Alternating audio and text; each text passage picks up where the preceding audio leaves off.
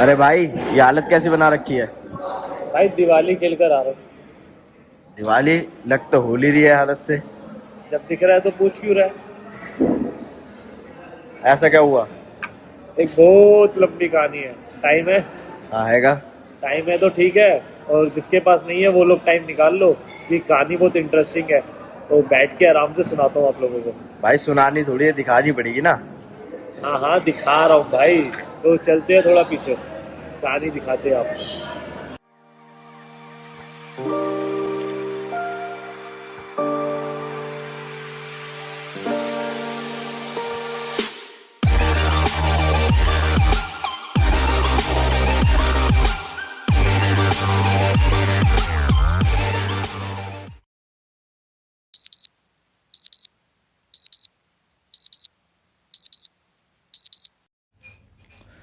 नींद खुले तो खुले कैसे।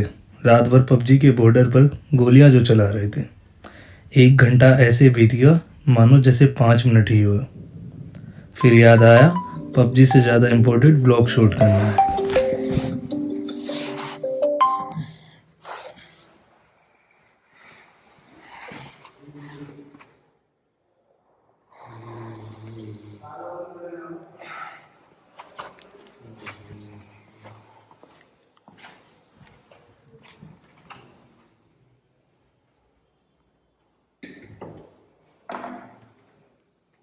अब क्या ब्रश करते हो संडास करते हुए भी देखना है क्या? भाई इतनी आगे से भी स्टोरी स्टार्ट नहीं करनी थी, थोड़ा आगे चलते हैं। चलिए करते हैं एक खूबसूरत गांव की बात, जहां शास्त्रों के हिसाब से राधा कृष्ण पहली बार मिले। यहाँ राधा ने कृष्ण पर प्यार बरसाया और लट भी। राधा रानी को यहाँ की लाडली भी मानते हैं। इस खूबसूरत गांव का नाम है बरसाना। अपना जो इस होली में हम लोग अपना स्टार्ट करने वाले हैं, वो स्टार्ट करने वाले हैं राधा रानी के मंदिर से, जो कि बरसाने में है। तो चलिए बरसाने के मंदिर की तैयारी करते हैं और आपको दिखाते हैं यहाँ की होली। यह है राधा रानी मंदिर, जो कि 250 मीटर ऊंचाई पहाड़ी पर बना हुआ है। राधा रानी को बरसाने की लाडली भी मानते हैं। यहाँ राधा रानी अष्टमी को बहुत धूमधाम से मनाया जाता है। भोग के लिए बना प्रसाद पहले एक मोर को खिलाया जाता है, क्योंकि मोर को राधा रानी का रूप माना जाता है। यहाँ केवल रंगों से होली नहीं खेली जाती, बल्कि यहाँ लड्डू होली और लठमार होली भी खेली जाती है। कई साल पहले जब श्री कृष्ण अपनी सखियों के साथ बरसाना आए थे होली खेलने, तो तब बरसाने की गोपियों ने इनका स्वागत लड्डुओं से किया था।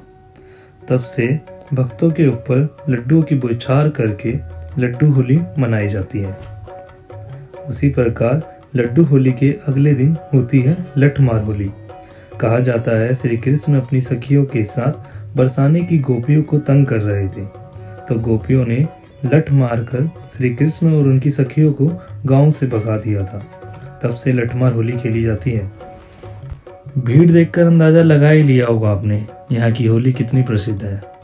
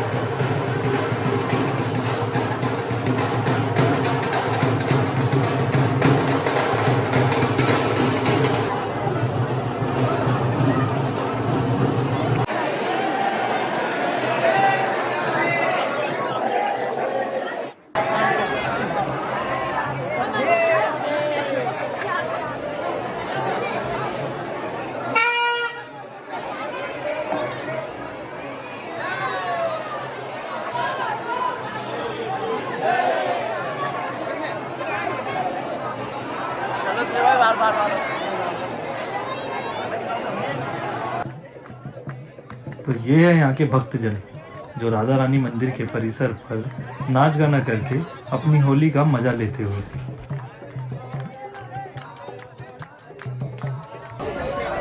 तो एक रास्ता तो राधा रानी मंदिर आने का वो है, जहाँ से आप पैदल और सीढ़ियाँ चढ़कर आएंगे, और दूसरा रास्ता है ये पहाड़ के पीछे से, और यहाँ आप ऊपर बाइक तक लेकर आ सकते हैं। अगर आपके पास बाइक है तो आप बाइक लेकर आ सकते हैं। ये पीछे का रास्ता है और आपकी बाइक यहाँ तक आ जाएगी, बिल्कुल मंदिर के पास तक। तो अगर आपके पास छोटा व्हीकल है तो आप आ सकते हैं, वरना तो आपको पैदल सीढ़ियों से आना पड़ेगा उस वाले रास्ते से। तो राधा रानी मंदिर के दर्शन करने के बाद और उधर की होली खेलने के बाद हम जा रहे हैं आगे कीर्ति मंदिर। तो चलिए चलते हैं कीर्ति मंदिर। तो सही बात है, पहले पेट पूजा भी जरूरी है और इन भूखों को कुछ खिलाना भी जरूरी है, वरना तो ये मेरे को खा जाएंगे। एक ही शर्त है, कुछ खाने, फिर उसके बाद चलते हैं कीर्ति। तो ये मंदिर के पास का मार्केट है सारी की सारी। यहाँ पे बहुत सारे फूड वगैरह आपको मिल जाएंगे, लोकल फूड वगैरह। क्या खा कचौड़ी का तो यहाँ पे आपको सब कुछ मिल जाएगा, गोलगप्पे, कचौड़ी वगैरह, दाल मोट वगैरह, देख सकते हैं आप। ये सारा फूड है। अगर आपको नाश्ता वास्ता करना हो तो यहाँ पे लस्सी, चाय वाई सब मिल जाएगी। मंदिर से जस्ट उतरते ही सीढ़ियों के पास ही है ये। फिर उसके बाद आगे चल सकते हैं, आप अपने यात्रा कंटिन्यू कर सकते हैं। तो चलिए हम भी पहले पेट पूजा कर लें, फिर आगे चलते हैं। यह है कीर्ति मंदिर, जो कि राधा माता की माँ के लिए बनाया गया था। ये उनकी माता के लिए था मंदिर। और यहाँ पे बहुत प्यारी प्यारी सामने झांकियाँ वगैरह बनी हुई हैं। और इस मंदिर की एक खासियत ये है कि इस मंदिर को देख के ही प्रेम मंदिर को बनाया गया था। बस इस मंदिर और प्रेम मंदिर में फ़र्क इतना है कि वो सफ़ेद मार्बल में बना हुआ है और इससे काफ़ी बड़ा है। बाकी सेम है, इनकी आकृति वगैरह बिल्कुल साथ ही एक जैसी बनाई गई है। और ऐसी कुछ झांकियाँ उधर भी है प्रेम मंदिर में, बस वो इससे थोड़ा बड़ी है, ये फ़र्क है। तो देख सकते हैं बहुत ही प्यारी और इस टाइम झांकियाँ चल भी रही है। कृष्ण भगवान अपनी गोपियों के साथ रास लीला करते हुए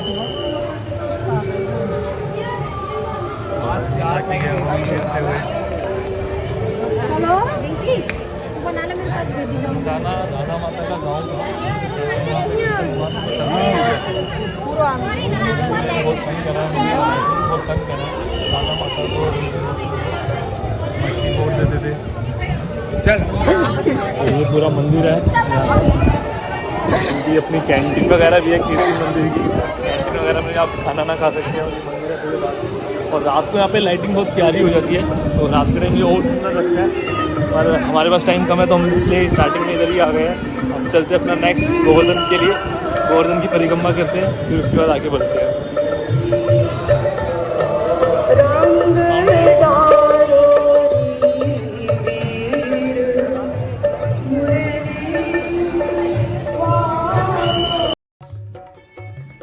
ये है यहाँ के गोवर्धन पर्वत, जिनको गिरिराज के नाम से भी जाना जाता है। भगवान श्री कृष्ण ने द्वापर योग पर ब्रिजवासियों को इंद्र के प्रकोप से बचाने के लिए गोवर्धन पर्वत को अपनी छोटी उंगली पर उठाया था। तब से मान्यता है, जो भी गोवर्धन की परिक्रमा करता है उसे मोक्ष की प्राप्ति होती है। छोटी परिक्रमा भक्त को राधा कुंड जाकर वहां से लौटाती है, जो कि 6 किलोमीटर का फासला है, जबकि एक बड़ी परिक्रमा है जो पूरे 7 कोस की है, यानी कि 21 किलोमीटर। गोवर्धन पर्वत का चक्कर लगाना होता है, जिसमें कई गांव और कई कुंड आते हैं। तो हम अब अपनी गोवर्धन परिक्रमा स्टार्ट कर रहे हैं यहाँ से। तो अब आगे चलते हैं गोवर्धन परिक्रमा के लिए। हमने गिरिराज जी के दर्शन आपको दिखाई दी है अभी, तो अब चलते हैं परिक्रमा करने के लिए। यहाँ से आपकी गोवर्धन परिक्रमा स्टार्ट होती है, जो कि 21 किलोमीटर की है पूरी। और हम ये बाइक से कर रहे हैं क्योंकि हमारे पास टाइम कम है और हमें और आगे भी होली के प्रोग्राम देखने हैं यहाँ पे। तो चलिए चलते आगे परिक्रमा करने।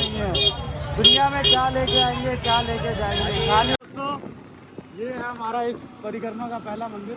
यहाँ से देखिए आप सब, तो यहाँ आ गए हैं आपके मुसाफिर चले वापस।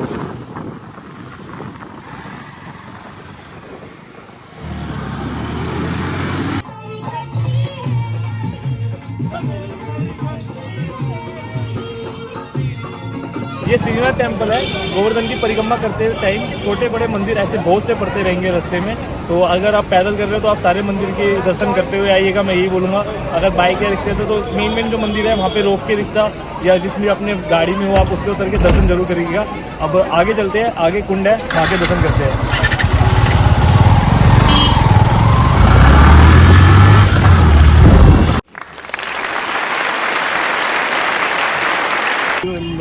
कौन कहते हैं भगवान सुनते नहीं, गोपियों की तरह तुम खाली ना अभी भी खा लेंगे। तो गोवर्धन की परिक्रमा करते टाइम आपको ऐसे बहुत से भंडारे मिल जाएंगे रास्ते में, तो रुक के खा लीजिएगा।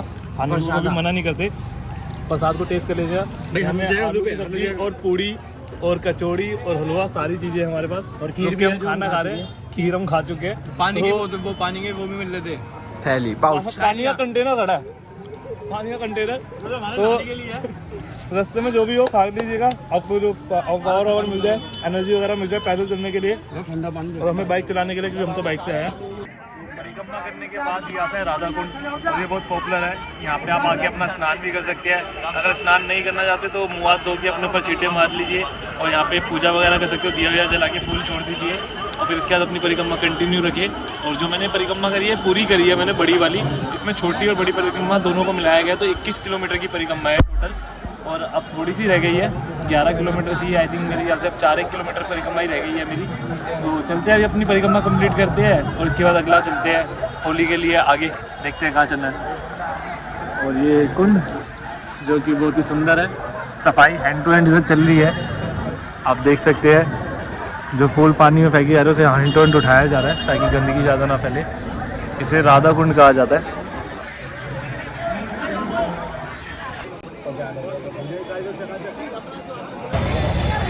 तो गोवर्धन की परिक्रमा हमारी हो चुकी है। टोटल 21 किलोमीटर की ये परिक्रमा थी और काफ़ी लंबी रही है ये परिक्रमा, पर बाइक के चक्कर से जल्दी हो गई है काफ़ी और मेरे पास टाइम भी कम था। मुझे और भी आगे जाके होली देखनी है अलग अलग जगह की। तो यहाँ पे अब अपना गोवर्धन का समाप्त करते हैं। मैं मंदिर जा रहा हूँ बस फिर से मत्था टेकने, तो परिक्रमा पूरी करने के बाद। और चलिए अब चलते हैं आगे और होली देखते हैं यहाँ की कैसी मनाई जाती है। तो मिलते हैं आगे, बाय बाय। राधे राधे राधे राधे राधे राधे राधे राधे राधे राधे राधे राधे।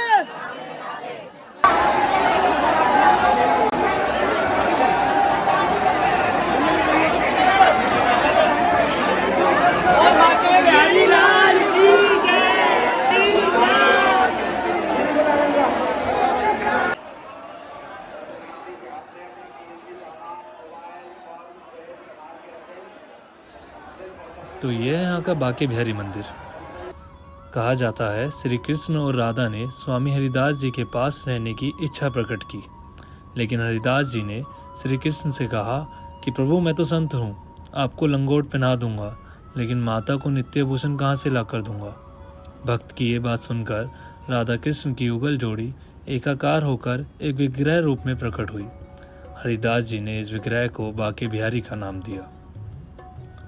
भगवान के दर्शन और पूजा करने से व्यक्ति के सभी संकट मिट जाते हैं और उसका मन कृष्ण लीला में रम जाता है।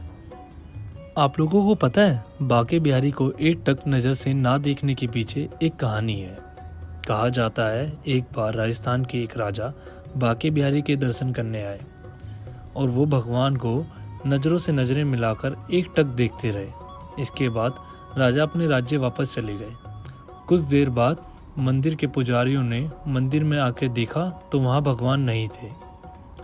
इस घटना से मंदिर के पुजारियों में हड़कंप मच गया। फिर भगवान की स्तुति की गई। पता चला कि भगवान वहाँ से अपने भक्त के प्रेम में अधीन होकर वहाँ से उनके साथ ही चले गए। काफ़ी प्रार्थना के बाद भगवान को मंदिर में फिर से स्थापित किया गया। तब से लेकर आज तक यहाँ किसी को भी भगवान को एक टक देखने की इजाज़त नहीं है। पुजारी इस बात का विशेष ख्याल रखते हैं कि कोई भी भगवान को एक टक ना देखते रहे, इसलिए हर थोड़ी देर बाद भगवान की मूर्ति के आगे पर्दा डाला जाता है। तो ये था हमारा व्लॉग। अगर आपको पसंद आए तो लाइक कीजिएगा, कमेंट कीजिएगा और शेयर कीजिएगा और दिखाइएगा हमारे वृंदावन के मंदिर और उनके पीछे छुपी हुई कहानी। तो अब अगले व्लॉग में मिलते हैं। तब तक के लिए आपको और आपके परिवार को मेरी तरफ से राधे राधे।